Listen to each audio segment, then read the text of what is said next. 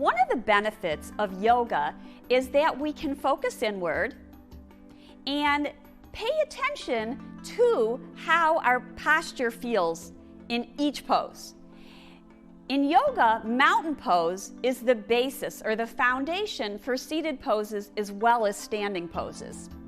So today, with Kathy, we're going to look at posture and things that we can do to help find this optimal way of being in each pose.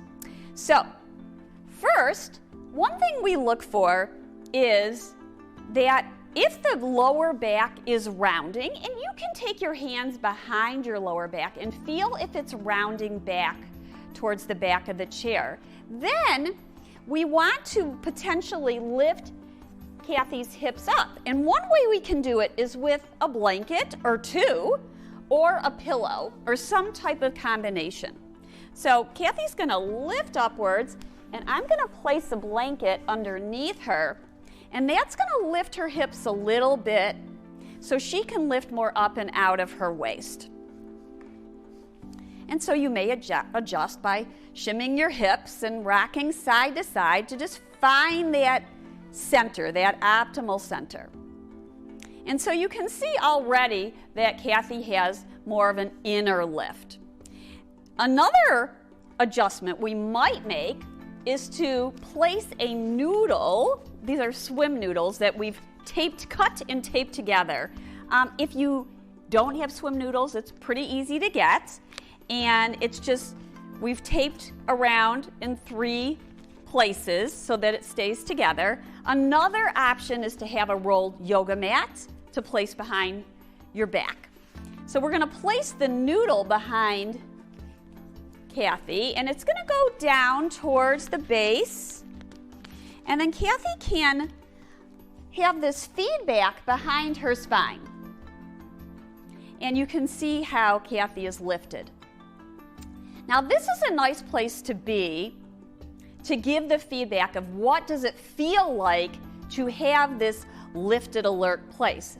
Of course, optimally, after feeling this, we might take the noodle away so that we can practice little core work. And very often people say, well, I want to practice core work. Well, sitting position with a nice tall spine very often involves, or almost always involves, core work.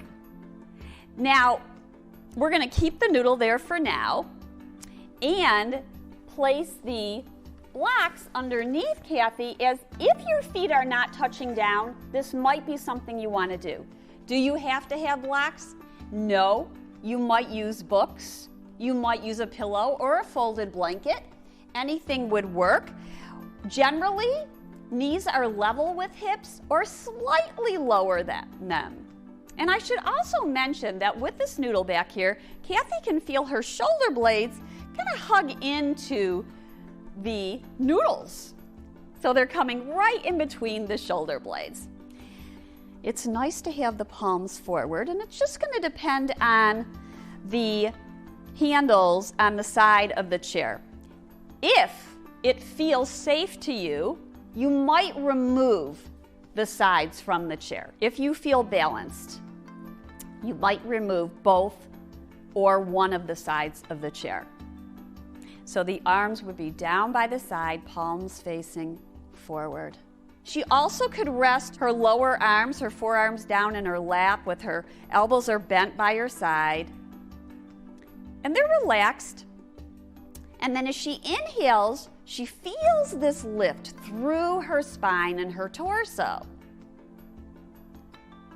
At the same time, she's sensing her feet touching either the earth or the blocks, relaxing the jaw. We often don't know where our head should be in space. And it's not like we can see it, so we have to feel it. Generally, we want the chin about parallel with the seat of the chair or the earth. We might play with it tipping slightly down. It's going to be different for everybody, but we want to keep a long back of the neck and long through the front, but relaxing the tongue and the jaw.